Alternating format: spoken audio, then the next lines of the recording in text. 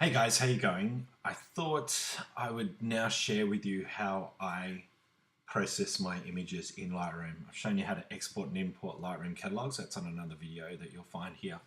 But what I wanted to show you here was what I actually do to process an image when I bring it into Lightroom. And I thought no better way than showing you this particular image, which has recently been announced, placing second in the International Landscape Photographer of the Year competition. This was judged the second best photograph in that competition, which I was very pleased with. So this was taken at a sand dune on a sand blow in Fraser Island, or on Fraser Island in Queensland, here in Australia.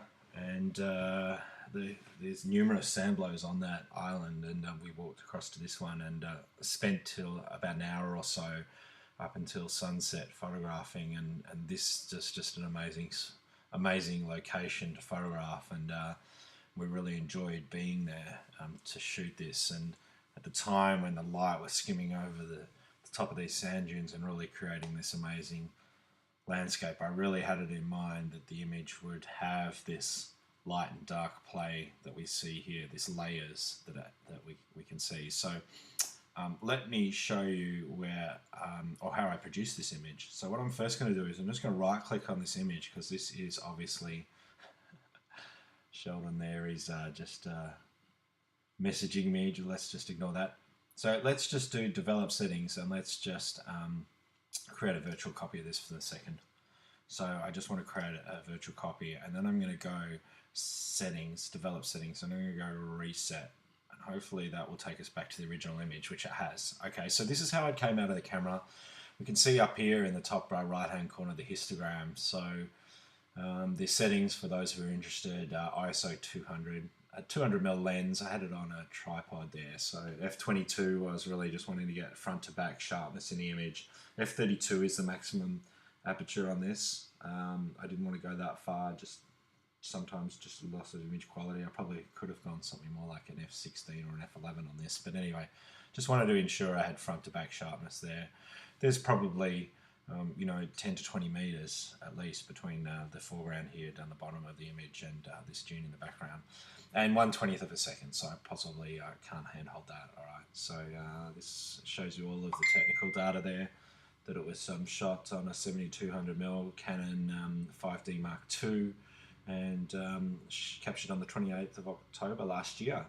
October? I thought it was more like September, but October, 5:30 in the afternoon. Sunset was just after that. All right. So how would I go about processing this image? I go up into the develop module here, right, in Lightroom, and I will just leave all this here for the second, but I'll keep the history open just so you can see what I'm doing here. First things first, I'm looking at the image and I'm going, right, does it need a crop? So the way that Lightroom was developed, or the guys at Adobe wanted to develop Lightroom, was a top-down approach. So you start from the top and you work your way down from there. I don't necessarily follow that school of thought, but certainly what comes up first here is your crop tool, and I could crop that whichever way I want. I don't crop via aspect ratios at all. I just free form it, so I just go, yeah, that looks good, or let's pull this in here, or do something else, I just like to do it as I see it. Look, I've been cropping images professionally for almost 20 years, so it comes very naturally to me. I know for other people it needs to be learnt, and I certainly started out not knowing how to crop an image, but when I open the photographs here in Lightroom, I know exactly what I want the crop to be most of the time. So for the moment, I'm going to keep this as is. But what we can see here is just, oh my God, when you shoot at f22, look at that. Just a whole lot of dirty dust bunnies, we call them, on my sensor. All right, so a bit of time to take those out. I'm not going to do all of that now because that's just going to take me forever. And so what I'm going to do is just show you what I do, is that I have over here on the navigation set to 1:1 here when I click on the image. So when I click in, I'm viewing this at 100%, right? And you see your hand tool there just allows you to drag anywhere in the image, and I just usually start in one corner and drag across and then keep going down. So let's start there by just clicking on this tool, which is the brush tool, not the brush tool, it's, well, yeah, spot removal tool they call it. I was just looking at the word brush there. Clone and heal, what's the difference? Cloning is 100% taking from one area and pasting over the top with no regard for what you're pasting over the top of. Heal, I find, is much better. Heal is copying from one area and pasting it over the top of another and integrating what you're copying with what you're pasting over the top of. So it's blending it in, okay? Which works particularly well for getting rid of dust bunnies like this. So what you want to do is not be using a massive cursor like this. You just want to be having this spot, this brush, what have you, be roughly the same size or just slightly larger than the actual spot you're removing. And that way I find the integration of what you're copying over the top of is better without any lines, without any seamless, that's what word I'm looking for. How to increase and decrease this? Well, you can obviously do it via the slider, which is quite fiddly. I just use the square brackets, which is in the top right hand corner of your keyboard, just underneath the delete key and the equals plus sign. Square brackets just gets rid of these. And that way you can just really quickly and easily just come in here. And I've got my finger on the space bar now to be able to drag this across, right? And I don't wait for Lightroom to catch up. I just do it, I'm just clicking on all these. I don't really care for the moment where it's selecting the point in which it's going to copy over the top of, because it's just selecting it from this bland sky, right? Okay, so just clicking on all these bits and pieces, and I'll just do a few more here. I don't really want to spend a lot of time doing this. You get the idea. Clicking over the top of all these little things.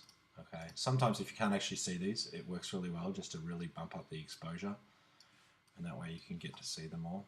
In fact, that hasn't really worked. Don't do that. Sometimes it works for images that are quite dark, whereas this one's quite light already, so let's not bother. So look, you keep doing that, and I'm using the space bar now just to drag around the image, and as I said, you just work from top to bottom, left to right. If I click done here, you can now see that I've got rid of a lot of those dust bunnies. Whoosh, what are we doing there? Okay, so I've got rid of those dust bunnies. What else would I be looking to do to this image? Well, now I'm looking at the guts of the image and I'm thinking to myself, what is it that's lacking in this photograph? And I'm looking at two things. One is contrast, really lacking contrast, and you can tell here by the histogram. Look, we've got, mid-grey all the way through to what Adobe classifies as highlights. You can see that down here on the bottom left. When I hover my cursor over the histogram, it shows me what it classifies this is. And this word exposure relates to what areas will be affected if I adjust this slider, okay? So that is the highlights area. So if I want to adjust the highlights, or adjust that area of the histogram, I should say, it's telling me that that's the highlight slider. So go down here and fiddle with the highlights, and as you can see, that's moving the highlights part of the histogram more than anything else. This will move the exposure, okay? So two things are lacking. One is contrast. Secondly, color. Now, if I've got an image like this and I'm thinking to myself, wow, there's not a lot of color in it anyway, I'm really thinking to myself, maybe this needs to be a black and white image. And this is a classic image to turn black and white, because we've got some degree of contrast, although not a lot, and we can play with that. But secondly is we've got these fantastic lines, and that's really going to be emphasized when it's turned to black and white. So just for the moment, let's just click black and white here underneath the word basic, and then we've got a black and white image. Okay, already looking better than what I think it was before. Now we're dealing just with tonality, not with color. And all of a sudden I'm going, right, okay, contrast, not enough of it. Let's really beef that up. So I'm beefing up the contrast here, but even still, I really like my black and white images to be black and white, not much in between. At the moment, it's looking pretty white, little bits of mid-grey in here, which is emphasized by the large peak here in the histogram in the middle. I really want to introduce a lot more base to it, I guess you'd call it, which is black, okay, and really give it something to go on with. And as you can see, when I slide this black slider downwards, I'm really starting to introduce some really interesting light, I guess you'd call it, or really interesting amount of texture and form into this image, okay? Now, you're seeing these blue pixels down here, I hope, that are forming. That's because I've got these triangles here that are pointing outwards highlighted. You see they've got those white squares around them. That will show me where I'm clipping my blacks. So if I take this black slider all the way down here, if I take that off for a second, yeah, it might look pretty funky on the screen and like dark and moody. But when you come to print this, all of these blue pixels, or all this blue area that I should say that's shaded, will be 100% black. Absolutely no detail in those black areas whatsoever. Look, that's okay, I guess, if you've only got a small amount of it. But when you've got an image like this where all of the detail is in the blacks, you really just don't want to be doing that. So I don't mind a little bit down here because I'm looking more at the overall image and seeing, right, what do I really love about this image and where do I want the eye to go. The eye will go based on what the light and dark areas of this image are, okay? And I'm going to come to that in a sec because it really plays out for the sky here, which I'm not liking at all at the moment. It's dragging my eye right up the top of the frame and it's leading my eye out the top, which I don't like. So what I'm going to do is just leave those blacks as is. The contrast is really pumped up. We're really getting some really nice graduation through here in the tonality. It's quite dark in here, some mid-grey here, lighter here. Okay, it's looking good. I'm really liking this so far. Let's ignore all those dust bunnies. God, they're goddamn awful. All right. So what else would I be doing here? Look, if I'm ever lost at what I should be doing, I'm always just adjusting these sliders. Maybe not knowing exactly what it's going to do or what effect it's going to have, but by the same token, I'm still going to adjust them. Okay, just to see what sort of mood it creates, okay? Clarity can often create a really nice mood too, because what clarity is doing is it's increasing localized contrast. That's all it's doing. It appears that the image is getting sharper. We can't sharpen pixels. They're not like a pencil. We can't sharpen them, but by the same token, what we can do is increase localized contrast. And you can see the effect that we're having now is even greater contrast in the image, which is exactly what I want. At the moment, it was lacking. Now it's starting to really come into play. It's like we've got a spotlight here and it's shining just on this ridge of this foreground dune, and I really enjoy that. So I try not to take this clarity slider any more than about halfway to the right, so about plus 50 points. Okay, it really starts to look a little unnatural, particularly when you come to print it. Okay, you might get some wicked halos happening, particularly on these edge detail areas here. Okay, we don't want that. Okay, so you can see we haven't clipped too much of our blacks, a little bit in here, a little bit in here, but I'm really liking what we're seeing in here. This is really working for me. Okay, so let's leave that as is. I'm pretty happy with that so far.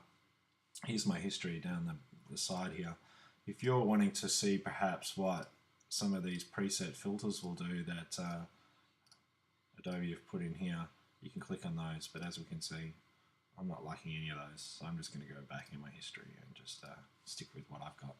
Sometimes it's useful to start with those rather than playing with all of this here first, and then you get a sort of base for what you want to do and you can build on it from there by playing with these sliders. But I've done that manually already.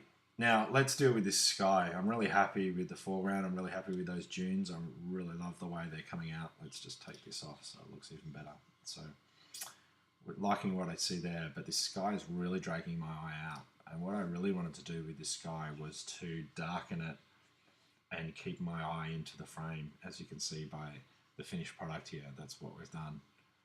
Okay, so it's like there's this heavy fog that's sitting over the top of the sand dune. So I go to the graduate filter here, okay, this rectangle standing on its end, and that creates a plus sign here over the top of the image.